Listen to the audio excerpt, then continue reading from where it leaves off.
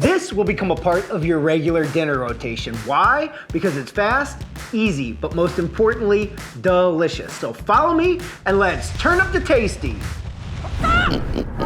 So today I'm gonna share one of my favorite weeknight dinner recipes using shrimp. These are already peeled and deveined. And this, as you will see, just takes a few minutes from beginning to end.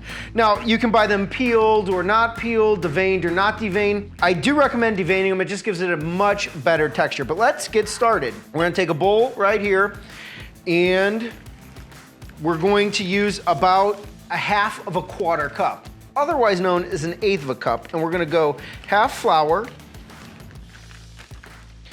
and then the other eighth of a cup, I'm going to use cornstarch right here. Now I know what you're thinking, Joey, I don't have cornstarch. If you don't have cornstarch, neither does anyone else, because it's not a thing. But if you don't have cornstarch, use flour instead. I like the cornstarch because it makes it a little bit crispier, in my opinion. All right, next up, we're gonna get some seasoning in there. Today I'm using grunt rub. I like it, it has a nice garlicky flavor to it. Now, if you don't have this, here's what you can substitute. 1 tablespoon of coarse kosher salt, half a tablespoon of black pepper, and half a tablespoon of garlic powder. That will turn out really great. But I'm gonna go ahead and use 2 tablespoons of this grunt rub right here and mix that all together. All right, now I'm gonna take the shrimp, and I have about a pound of shrimp. I'm using a medium shrimp here. I wouldn't use the little baby shrimps. You could use the big ones. They just cook a little bit differently. But I like to add these a few at a time and get those coated individually first before I mix them all in. All right, I'm gonna clean this up, and then we're gonna get to cooking. Look, you guys watched me prepare this from beginning to end. What'd that take? 2, maybe 3 minutes? Even before you start this process, you can get your starch, rice, or a pasta cooking. This goes really well, heck, by itself. I like this as a snack, but especially with rice for me. We're gonna fire this up to a high heat. And I like to use ghee. Now this is just clarified butter. Now you might be saying, gee, I don't have any ghee, Joey. That's cool. Use olive oil would be my second go-to. If you don't have that, you could use a vegetable or a canola oil. It's just a lot heavier. I think that this gives it a really nice, light flavor. So that's what I'm gonna use. I'm gonna add a couple tablespoons. Just enough to coat the bottom of this pan as it cooks. The flour and the cornstarch, are gonna absorb some of this liquid as it cooks. So you wanna make sure you have enough in there. While this is heating, I will mention I do like to use a non-stick skillet. Just makes it nice and easy. We're gonna let that ghee get melted and nicely heated before we drop in. All right, we're starting to see a little bit of smoke, so I just like to drop these in, and I go clockwise, so I remember the order I put them in. And that's important when we go to flip them.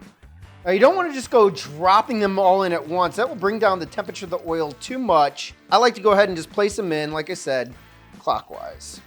If you have a pan that's bowed a little bit, where it sort of pools on the edges, just go ahead and move that around a little bit so it coats all the shrimp as it cooks. And from here, the process is really pretty easy.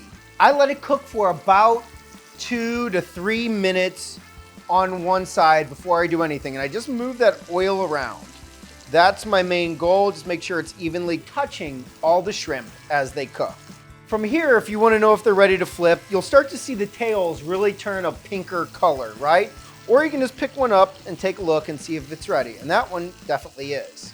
So we're just gonna go around the pan, flipping one by one.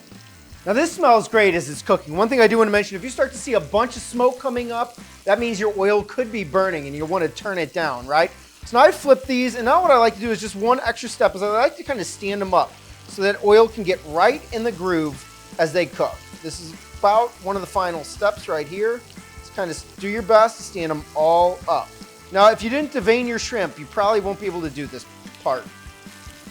Look, it doesn't have to be perfect. If you add a lot of oil, in fact, you could probably even skip this part. Right after they cook like that for maybe another minute or so, I just like to knock them down. Get them dancing in that pan a little bit. Side to side. Maybe I'll give them another minute here, let them cook up, and then we're done. It's that easy. But take a look at this. You can see that right there. I mean, this is coming up nice and crispy. Take a look at that. They're done. We're gonna remove them from the pan. Get them on the plate right here.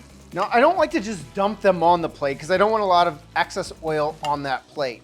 I'm gonna let those cool for just a moment, right? I'm gonna set this to the side. Now, I will say this, if you wanted a little bit more of a sauce, what you could do is add a couple tablespoons of butter to that pan, maybe a little white wine, maybe some lemon juice, and you'd make a really delicious sauce to cover the shrimp. Everyone kind of likes to do their own thing, but it is an idea that I've used here and you can use to turn up the tasty right at home. But especially if you're just using this as an appetizer or just rice covered in some other type of sauce, get a little Parmesan on top right here, lemon juice. And that citrus helps really cut through the fat. It helps brighten up the shrimp as you bite in. Especially important if you're using a heavier oil like vegetable or canola. Here it is, right there. Look at that. Hot. Crispy. Very good. I'm getting hit with a little bit of that cheese from the Parmesan, the brightness of the lemon, and the crunch, as well as the salt, pepper, and garlic from the seasoning I used. This is so easy. You gotta try it at home for yourself. My kid loves it.